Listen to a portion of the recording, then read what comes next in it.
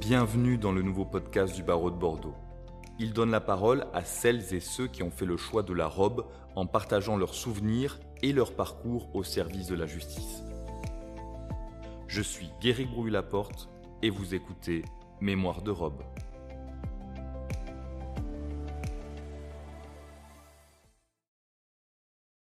Aujourd'hui, je m'entretiens avec maître Pierre Blazy. Mais avant d'entamer cette conversation, je rappelle à nos chers auditeurs que l'on ne peut discuter avec vous sans rappeler votre amour pour votre Béarn natal. Vous qui avez été élevé par vos parents instituteurs et notamment votre père, maire d'une commune dans la passion du Béarn, et pas n'importe lequel. Le Béarnais fin et spirituel, remarquablement personnifié par Henri IV.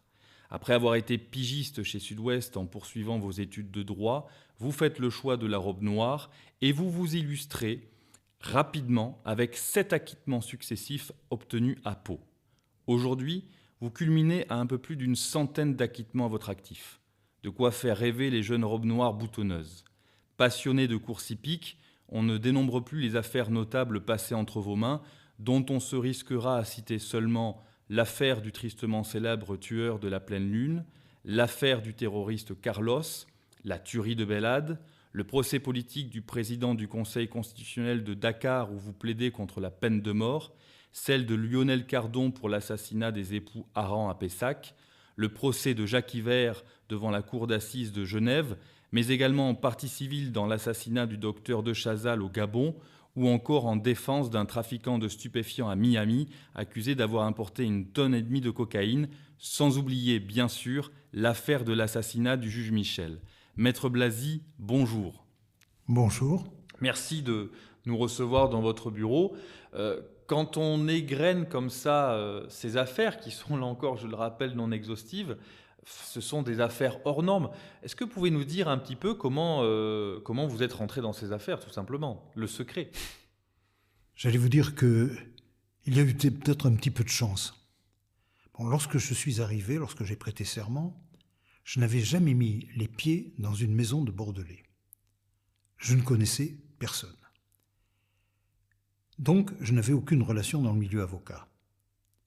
Et là, Decaune, qui n'avait pas besoin de collaborateurs, m'a pris dans son cabinet, et je dois dire qu'il m'a marqué. Decaune, c'est une figure extraordinaire, c'est un plaideur remarquable, un homme à qui je dois beaucoup. Paul Decaune m'a montré ce qu'étaient les assises. Et puis je dois vous dire que j'étais inscrit, bien sûr, pour recevoir les désignations d'office. À l'époque, les désignations d'office étaient gratuites. C'est-à-dire qu'il y avait peut-être beaucoup moins de vocations qu'aujourd'hui où l'aide judiciaire est payante. Mon premier billet a été très simple. Je devais défendre un nommé Berthineau qui devait comparaître devant la cour d'assises aux côtés d'un nommé François Besse qui deviendra célèbre plus tard en étant le lieutenant de Messrine. Donc je défends ce François Berthineau. Ça s'est bien passé. J'étais bien sûr tendu, mais j'étais à l'aise, alors que Besse était défendu par Paul Decaune. Très bien. Ensuite, j'ai défendu encore un autre qui était un lieutenant de François Besse, Valville-Hélas. Ça s'est bien passé aussi. Donc j'ai eu dans la prison peut-être un certain renom.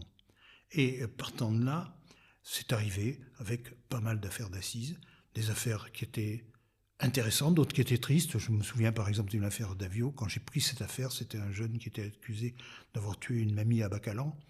Quand j'ai regardé ce dossier, je me suis dit, mais c'est pas possible, c'est pas lui. Ce garçon doit être acquitté. J'ai plaidé devant la cour d'assises et il a été condamné à 15 ans. J'en étais malade. Et là, chance extraordinaire, le procès a été cassé. Donc nous sommes revenus devant la cour d'assises et il a été acquitté. Alors, je veux dire, j'avais pris goût peut-être aux acquittements à ce moment-là. Et puis le hasard a voulu, avec les connaissances d'autres avocats que j'avais pu avoir, que des gens sont venus me défendre. Dans un premier temps, j'ai reçu une lettre concernant d'une nommée Dominique Werner, qui était dans l'affaire, qui était la fiancée, la concubine de Jacques Yver, qui avait kidnappé Maury Laribière. Peut-être qu'on ne se rend pas très bien compte de ce que c'était à l'époque. Mais Maury Laribière, vice-président du patronat français, avait été kidnappé. C'était la même époque où il y avait Aldo Moro, qui avait été président du patronat italien, qui avait été kidnappé et qui avait été assassiné. Donc, Maury Laribière est kidnappé pendant, je sais pas, une quinzaine de jours. On va rechercher partout Maury Laribière. Tous les jours, sur les journaux, on en parle. Avec quelqu'un qui vient demander une rançon. Et puis, ensuite, cette personne est arrêtée. Maury Laribière est sain et sauf. Donc, il y a le procès. Je défends donc Dominique Werner. Bon, par la suite, on apprend que Jacques Yver, pendant sa cavale, a tué le patron d'une boîte de nuit. Donc, il doit repasser devant un autre procès. À ce moment-là, il me demande de le défendre avec les autres. Donc, je vais le défendre encore une autre fois. Ce qui fait que là, le procès a été cassé. Bon, on a replaidé. Bon, c'était des affaires qui ont fait à l'époque quand même beaucoup de bruit, bon, et qui, bien sûr, ont participé à me faire connaître et à me faire connaître donc dans ce milieu. Alors, est arrivée là-dessus l'affaire du tueur de la pleine lune. Bon, c'était fantastique. Un homme qui rentrait dans les maisons, qui kidnappait tous les gens de pleine lune, et qui les faisait chanter « Vive les vacances, vive les voyages ». Alors, vous voyez les émotions qu'il pouvait y avoir. Bon, je passe les détails sur cette affaire. Puis arrive l'affaire Cardon. Affaire Cardon, c'est un procès qui est assez extraordinaire, parce que nous retrouvons un chirurgien qui est mort, ligoté dans sa baignoire. Sa femme, qui est un médecin également, a été kidnappée. Pendant une quinzaine de jours, on va la rechercher partout. Et il va y avoir des demandes de rançon. Il va y avoir une cellule qui va se monter dans le bureau de Maître Decaune pour recevoir et comment répondre, parce que la personne se met en rapport avec la famille de Aline Aran. Bon, et finalement, nous nous retrouvons avec ce Cardon.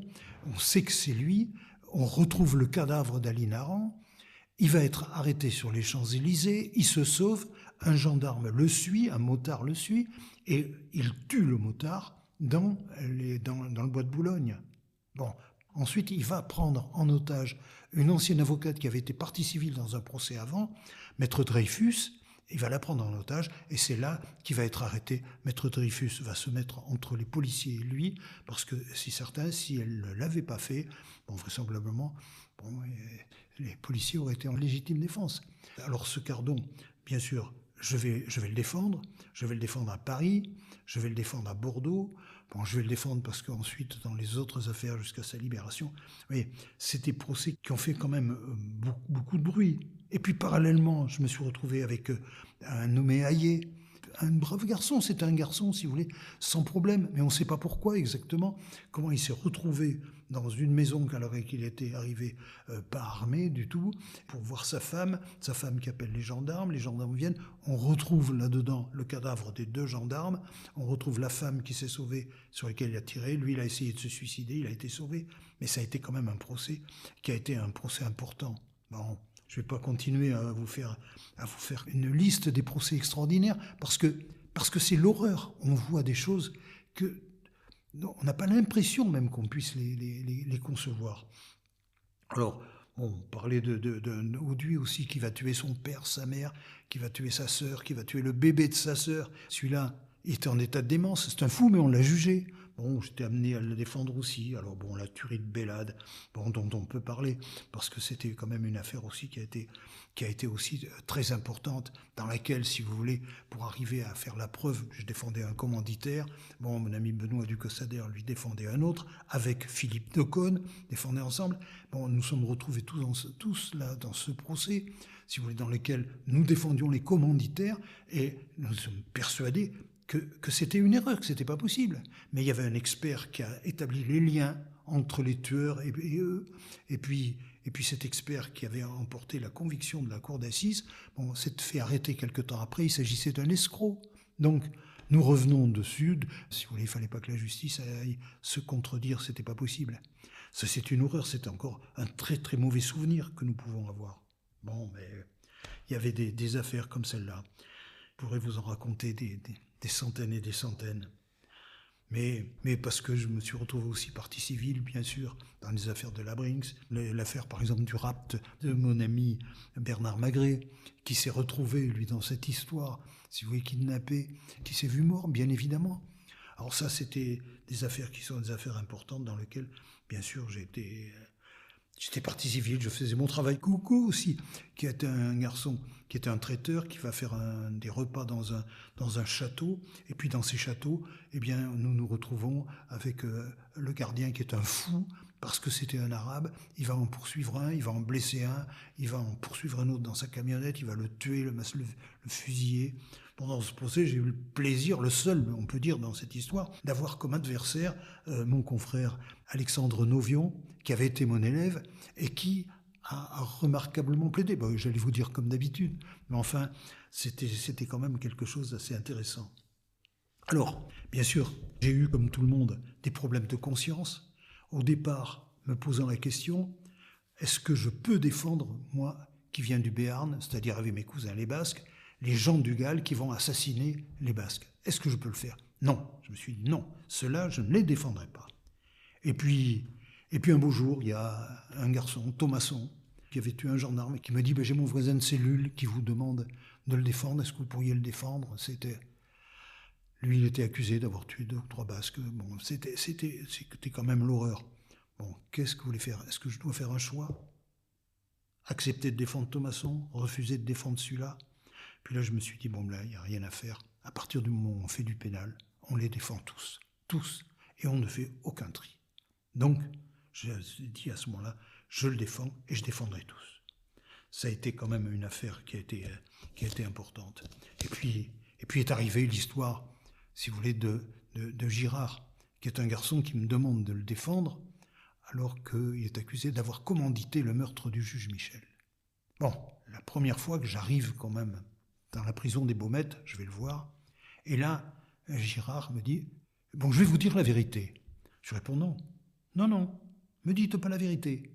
Je vais voir le dossier, on se revoit, et je vais vous dire ce que j'en pense. » Ben là, effectivement, j'ai lu le dossier, et je me suis dit « Mais c'est pas possible, il va être acquitté. » Bon, et puis de là, nous avons continué, ça a été pour moi aussi une expérience fantastique, parce que quand même, avec ce garçon que je considérais comme innocent, il y avait sa femme, que je défendais aussi, qui était accusée d'avoir passé les messages.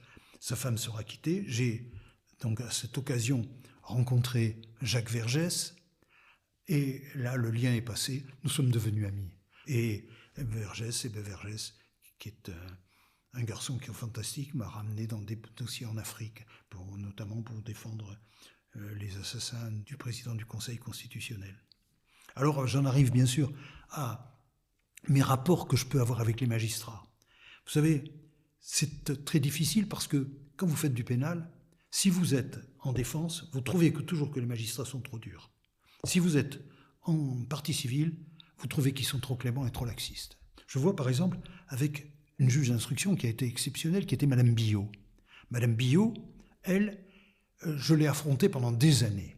Mais à tel point, si vous voulez, qu'on a eu des accrochages, qu'elle m'a envoyé chez le bâtonnier pour aller m'expliquer sur des points, enfin bon bref. Et puis, maintenant, elle est devenue présidente de la cour d'assises. Il y avait un procès, c'était mon fils qui le défendait, Christian, un des tueurs, enfin celui qui était accusé. Et là, après, sans que je demande rien, vraiment, Madame Billot m'a téléphoné. Coup de téléphone, Madame le Président, vous me parlez. Et elle me dit, écoutez, vraiment, je voulais vous dire que j'ai écouté la plaidoirie de votre fils.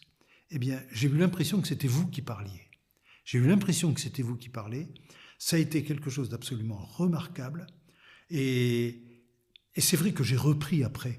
Et j'ai vu que les arguments qu'il avait tenus étaient les mêmes arguments que j'aurais pu tenir moi, parce que c'était remonté que l'homme, à l'origine, est mauvais.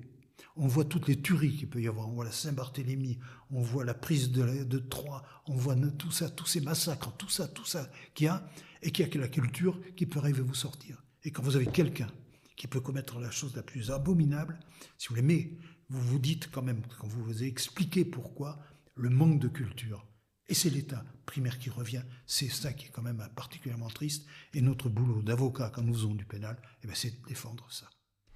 Quand vous évoquez tout ça, c'est presque 40 ans des plus belles chroniques judiciaires qui ont traversé notre pays. Aujourd'hui, la jeune génération qui prête serment, quel regard vous portez aujourd'hui ? Si vous deviez prêter serment aujourd'hui, comment vous aborderiez ce métier que vous connaissez maintenant depuis tant d'années ? Je crois que je l'aborderai avec une certaine modestie. C'est-à-dire que je me dirais dans un premier temps, l'argent est secondaire. C'est la défense qui compte. C'est la défense. Donc on ne regarde pas. On ne regarde pas à l'importance de l'honoraire. On doit défendre pour défendre. Vous savez, quand je vois des garçons qui sont des garçons comme Gontier, fils, je parle, parce que Gontier père avait un énorme talent aussi. Quand je vois Ducossader, qui a pris la suite de son père, qui avait aussi un talent, les deux qui sont, j'allais vous dire, quasiment, avec Philippe Decaune actuellement, quasiment mes frères dans ce métier, qui avait Lalanne avec qui j'ai plaidé des quantités de fois, avec qui j'ai vu des choses fantastiques, puis beaucoup d'autres. Je ne vais pas vous faire citer les noms, je vous dirais, tous ces gens, vous diront les affaires qu'ils ont défendues, mais vous parleront jamais des honoraires. Parce que les honoraires, c'est secondaire. Puis dernièrement, je voyais un de nos grands confrères maintenant, qui a succédé à Dupond-Moretti, qui est Antoine Veil, que j'aime beaucoup. Et cet Antoine Veil, qui avait été aux obsèques d'un grand avocat, qui était Pelletier, et qui me disait, Pelletier, comme les grands pénalistes, il est mort pauvre. Oui, mais voilà, c'est le sort. C'est donc ce qu'on peut se souhaiter à tous, finalement, de mourir pauvre. Comme ça, on pourra dire qu'on a été l'honneur de la défense. Peut-être pas quand même, mais je veux dire, c'est pas la voie, si vous voulez, qui va enrichir. Alors, ce que je pourrais dire aux jeunes, comme pour répondre à votre question, prenez le pénal si vous avez vraiment envie de défendre, mais ne pensez pas que vous allez vous enrichir.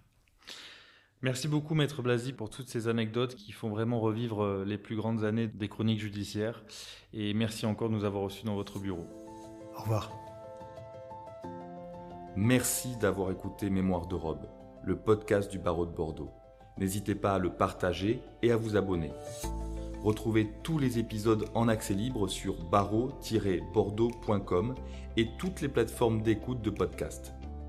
À très bientôt pour de nouvelles voix et de nouveaux récits.